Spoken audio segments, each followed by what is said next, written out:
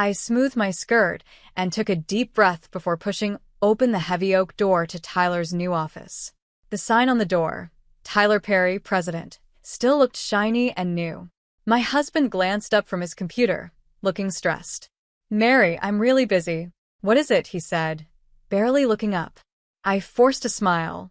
"The Henderson account files are ready for you to review, and the staff meeting starts in 10 minutes. Tyler waved his hand, brushing it off. "Cancel it.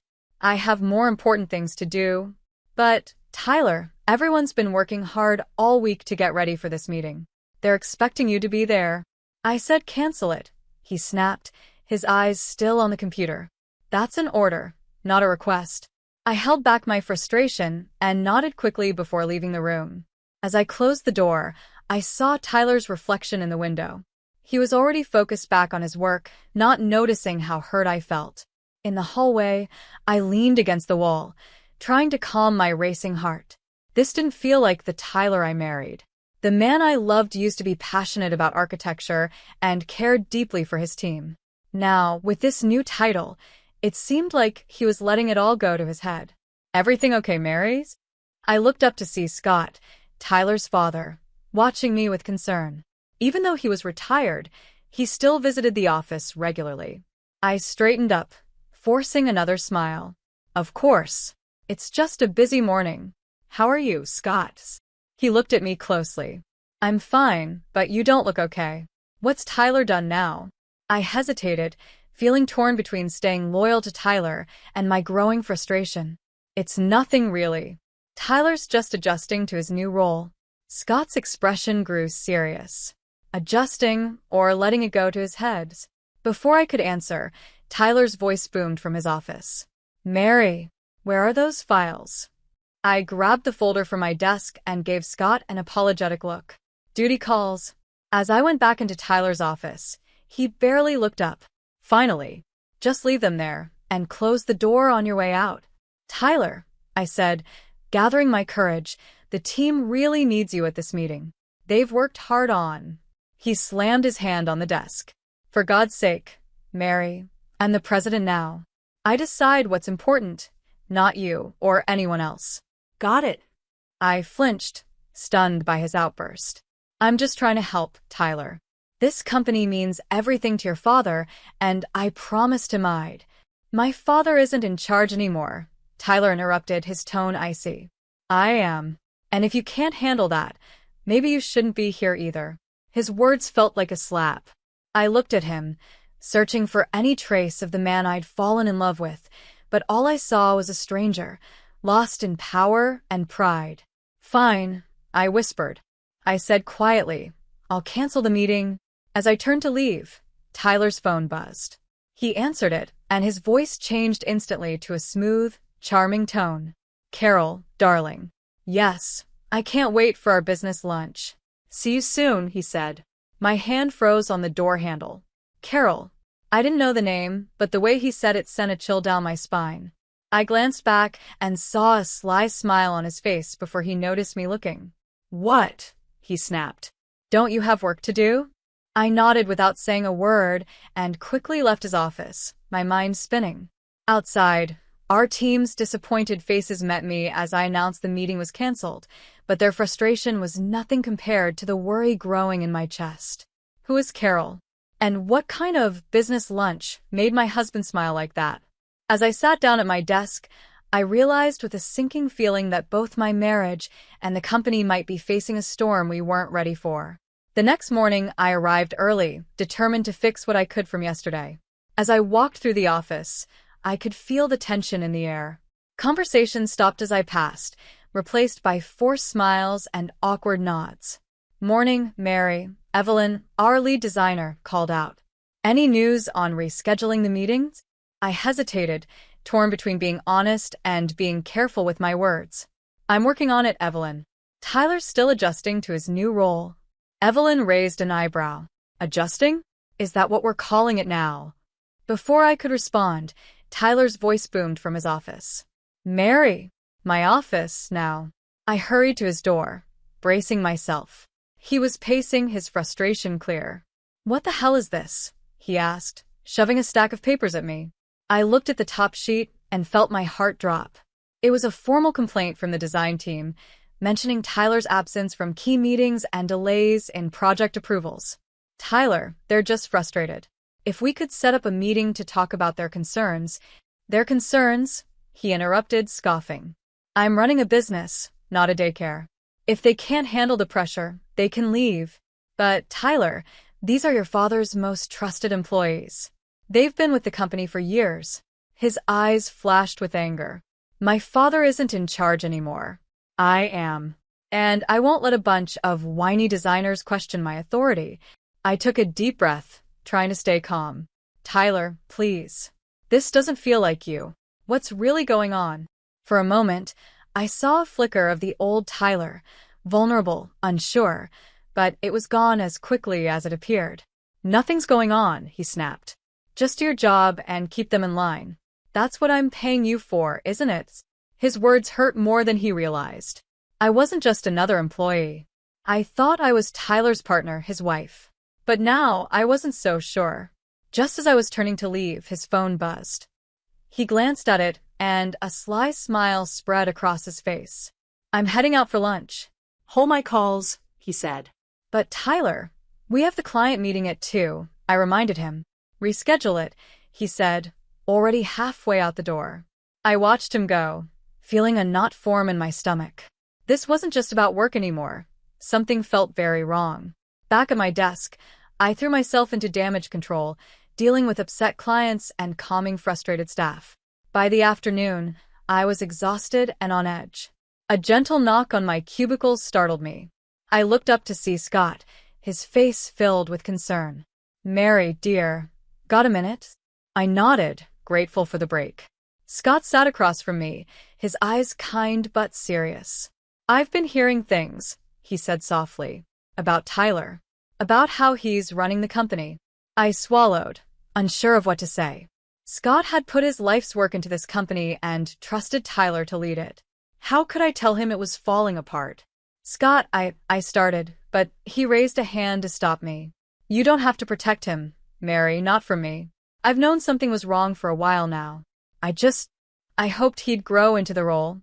Tears stung my eyes. I don't know what to do, I whispered. He won't listen to me. He's pushing everyone away. Scott reached across the desk, squeezing my hand. We'll figure this out, Mary. Together. This company, this family, it means everything to me. I won't let Tyler destroy it. Just then, Tyler's voice boomed through the office. Where the hell is everyone? Don't we have work to do? Scott and I shared a look. The storm was far from over. I stood, ready to face whatever mess Tyler had caused this time. Scott's words, together, echoed in my mind. For the first time in weeks, I felt a small glimmer of hope. But as I rounded the corner, I saw Tyler standing there, his tie crooked and a smudge of lipstick on his collar. That glimmer of hope vanished. The man I loved was slipping away, and I felt powerless to stop it. Later, I trudged up the driveway, exhausted from another day of trying to keep things together at the office. All I wanted was a hot bath and a glass of wine. But as I reached for my keys, the front door swung open. A stunning blonde stepped out, her lipstick slightly smudged and her blouse buttoned carelessly. She froze when she saw me, her eyes widening for a moment before she quickly recovered. Oh, you must be Mary, she said smoothly. I'm Carol, Tyler's consultant. My world spun. Carol, the name from Tyler's phone call, the lipstick on his collar. It all came together with painful clarity. Consultant. I managed to speak, my voice barely above a whisper. Carol's lips curled into a sly smile. Oh yes, Tyler and I have been working very closely together. He's quite the visionary, you know. Before I could respond, Tyler appeared in the doorway, his face pale. Mary, you're home early, he stammered. I searched his face for any sign of guilt or remorse, but all I saw was panic and calculation. Carol was just leaving, he said quickly, guiding her toward her car. They exchanged a knowing glance before she drove off, leaving me alone with a man I suddenly felt I didn't know at all. I brushed past Tyler and went inside, my mind racing. He followed, already trying to explain himself. Mary, it's not what you think. Carol's just helping with some new projects. We were brainstorming ideas. I turned to him, my voice rising. Don't. Don't lie to me, Tyler, not now. He hesitated, his confidence crumbling. I didn't mean for this to happen. It just did. It just happened? I said, my voice shaking. Like you just happened to ignore your responsibilities at work? Like you just happened to treat our employees, our friends, like they don't matter? Tyler's face hardened. You don't understand the pressure I'm under. Dad left me with shoes I can't fill. I'm doing the best I can. By having an affair? By dragging the company down. I shot back. He stopped, frustration etched on his face. Look, things got complicated, but I can fix this. We can fix this. I let out a bitter laugh. We? There is no we anymore, Tyler. You made sure of that. As I said it, I realized it was true. Whatever we had, our marriage, our partnership, was gone, shattered by his betrayal and my own blind trust. Just then, Tyler's phone buzzed. He glanced at it, looking torn. It's Carol, isn't it? I said quietly. He didn't deny it. Mary, please let me explain. But I was done listening. Done making excuses for him. I grabbed my keys and headed for the door. Where are you going? Tyler called after me. Away from you, I replied. I need to think. As I drove through the dark streets, tears blurred my vision. How had it come to this? The man I loved, the life we built, it was all crumbling around me. My phone rang, and Scott's name flashed on the screen. I hesitated, then answered. Mary, are you all right? You left the office so quickly, he said, his voice full of concern. His kindness broke through my walls, and suddenly, everything spilled out. Tyler's affair, the state of the company, my broken heart. Scott listened silently. When I finished, he spoke softly. Oh, Mary, I'm so sorry. This is my fault. I never should have put so much pressure on Tyler. It's not your fault, I insisted. Tyler made his own choices. Maybe, Scott sighed, but now we have to make ours. Come to my house. We'll figure this out together. I drove towards Scott's neighborhood, feeling a strange sense of calm. Tyler's betrayal was out in the open now, but I wasn't alone. For the first time in months, I felt a flicker of strength return. Whatever came next, I would face it head-on. No more excuses, no more blind loyalty. It was time to stand up for myself and for the company that had become my second home. The next morning, I walked into the office with my head held high, ignoring the whispers and sidelong glances.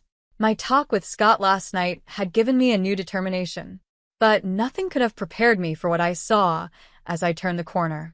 In the middle of the office stood Tyler, his arm around Carol's waist. She wore a pencil skirt and blouse that looked like something I would have worn just a few months ago.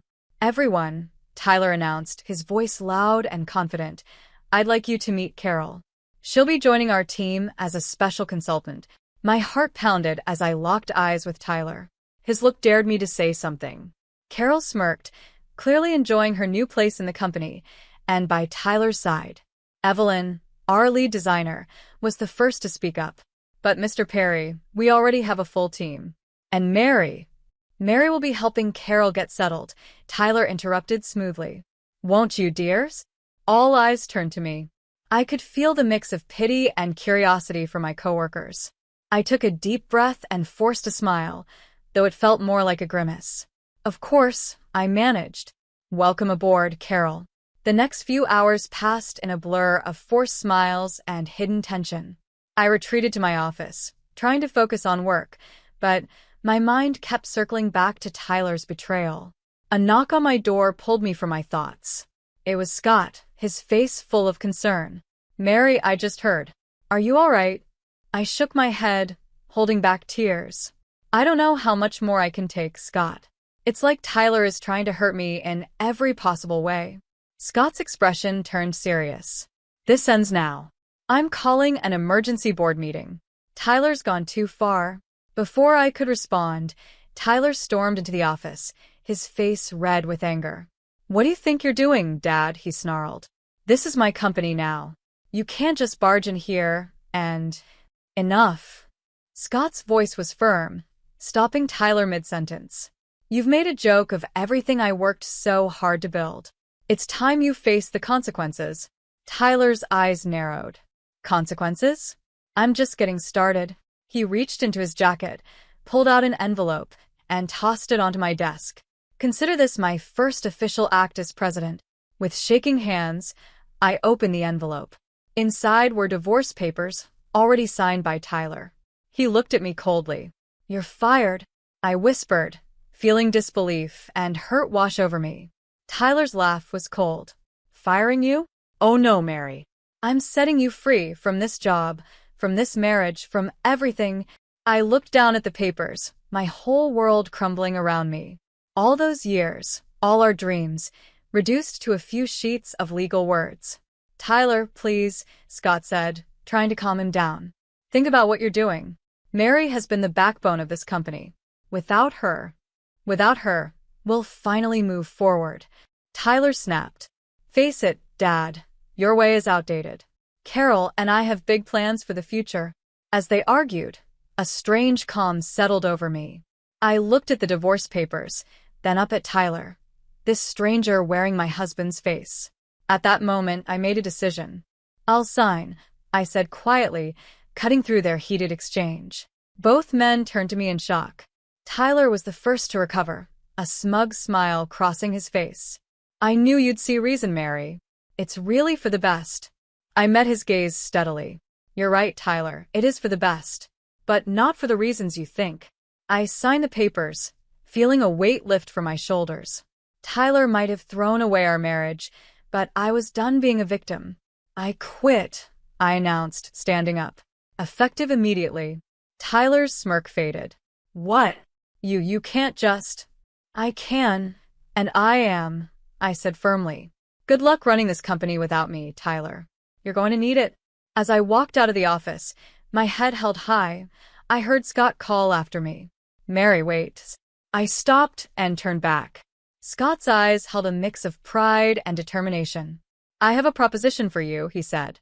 One that might just save this company and give you the fresh start you deserve. For the first time in months, I felt a spark of hope. Whatever came next, I was ready to face it on my own terms. Later, I sat across from Scott in his cozy home office, holding a warm mug of tea. The past few days swirled through my mind like a storm. Mary, Scott began, his voice calm yet firm, I want you to come work for my nonprofit architectural trust. We need someone with your skills and integrity. I blinked, surprised. But Scott, what about the company? What about Tyler? Tyler made his choice, Scott said, a hint of sadness in his eyes. Now it's time for you to make yours. Just then, my phone buzzed with a text from Evelyn, SOS. Everything's falling apart here. Tyler and Carol are running the place into the ground. We need you, Mary. My heart clenched.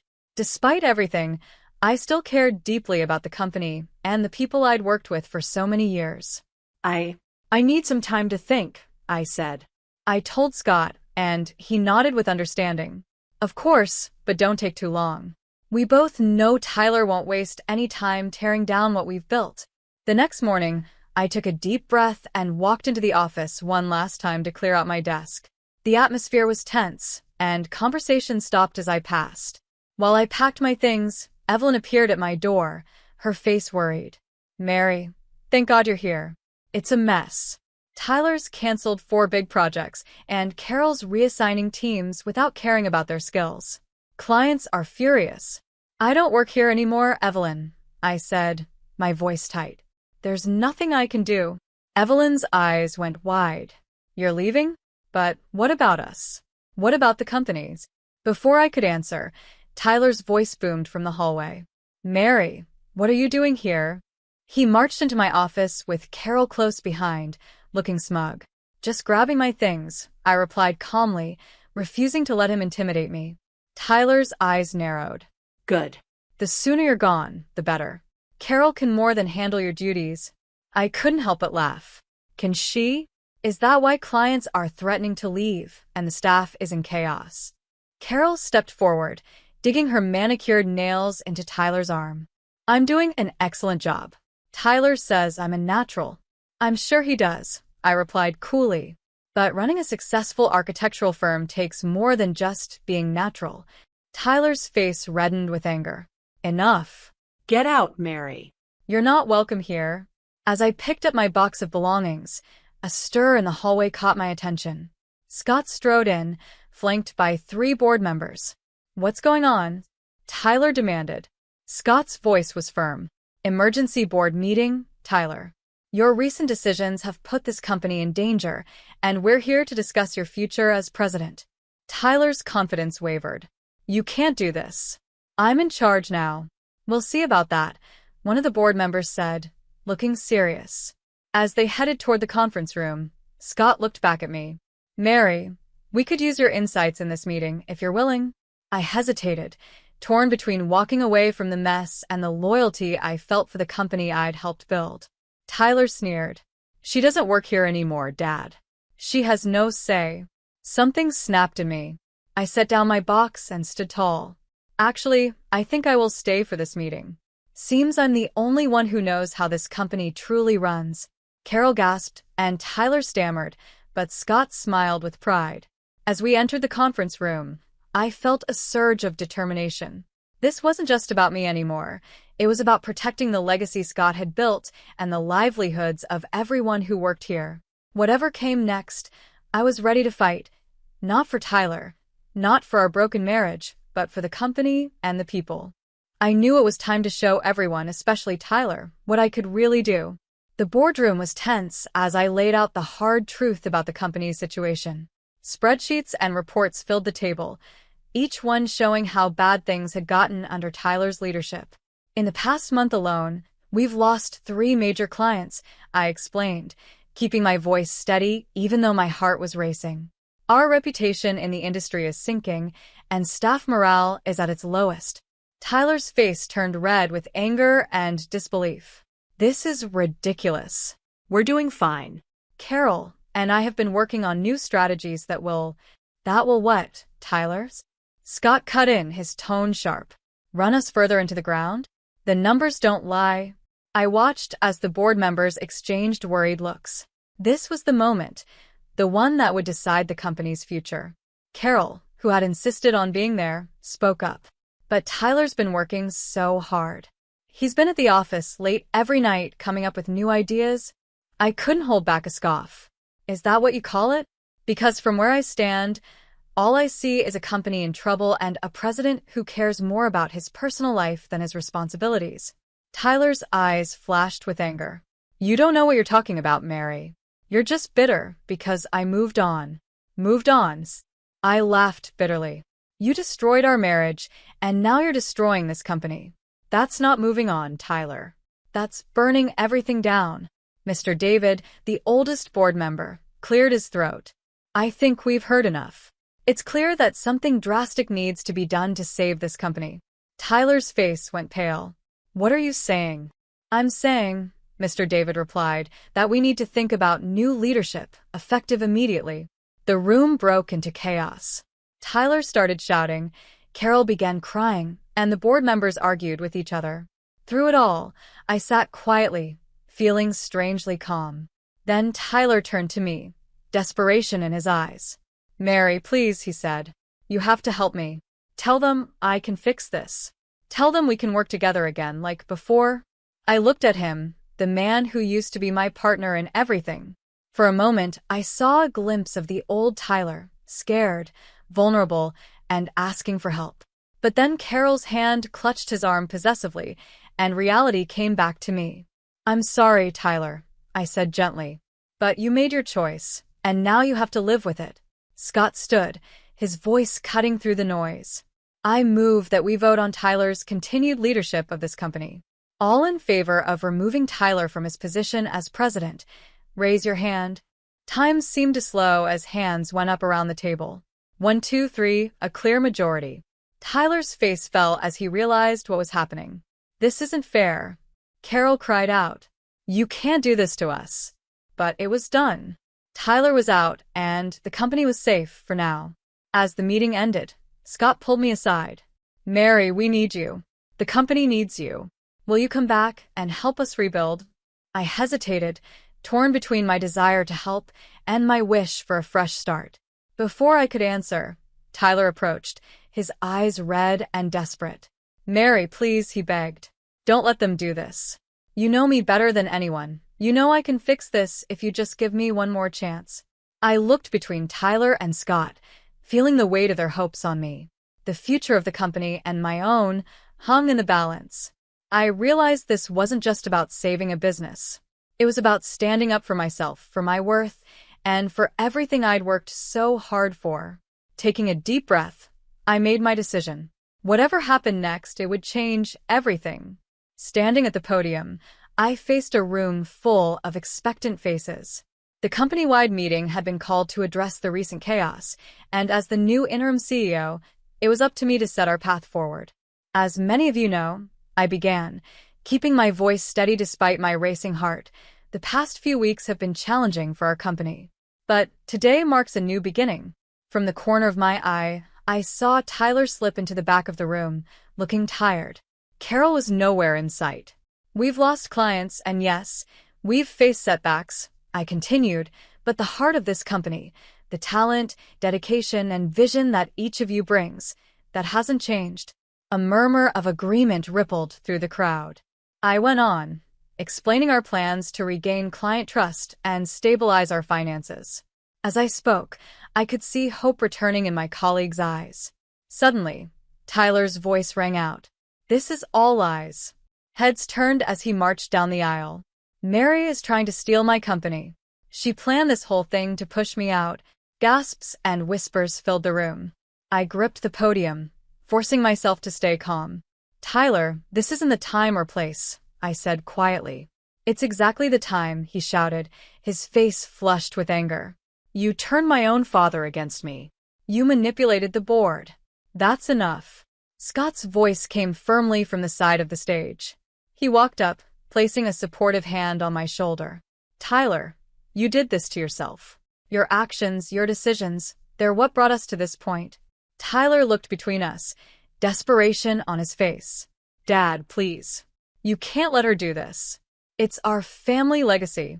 Scott's expression softened just a bit. "Son, a legacy isn't just about the name on a building. It's about integrity, hard work, and doing right by our employees and clients. Mary understands that. It's time you did too." A heavy silence fell over the room. I could feel everyone's eyes on us, waiting to see how this family drama would end. Tyler's shoulders slumped, and he looked drained, as if the fight had left him. "So, that's it? I'm just out?" he asked. I stepped away from the podium and approached him carefully. "It doesn't have to be the end, Tyler. There's still a place for you here, if you're willing to work for it." For a brief moment, I saw a glimpse of the man I once loved, vulnerable, unsure. But then his face hardened. "I don't need your pity, Mary. Or yours, Dad. I'll start my own firm. Just watch. I'll build something even bigger, even better." With that, he turned and walked out, leaving a stunned silence behind him. I returned to the podium, feeling the weight of hundreds of eyes on me. This was a moment that would shape not just my role, but the future of the company. "I know that was hard to see," I began, my voice a little unsteady. "But it shows why we're here today. This company isn't about one person's ego or ambition. It's about all of us, working together to create something great." I paused, looking out at my colleagues. Some looked uncertain, some hopeful, all waiting for a sense of direction. "I can't promise this will be easy. We have a long road ahead. But I can promise that every choice I make will be for the good of this company and for the people who make it what it is. That's all of you." As I went on to outline our plan, I felt a weight lift from my shoulders. The hardest part was over. Tyler was gone, and his last attempt to challenge me had failed. Now I finally had the chance to lead on my own terms.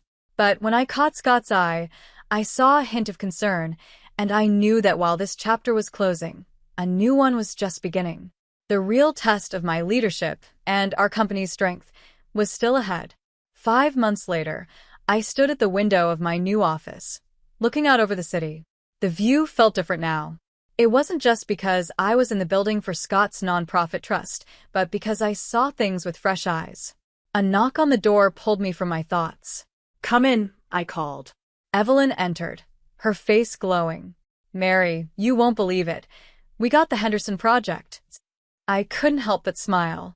The Henderson Project was exactly the kind of responsible, creative design I'd always wanted to do. That's amazing, Evelyn. The team must be thrilled. They are. She nodded, and then hesitated. And there's something else you should know? I raised an eyebrow, waiting. Evelyn took a deep breath. Tyler's company, it's officially bankrupt. They filed for Chapter 12 this morning. The news hit me like a wave. Despite everything, part of me had hoped Tyler would find his way. And Tyler's? I asked quietly. No one's seen him in days. Evelyn nodded.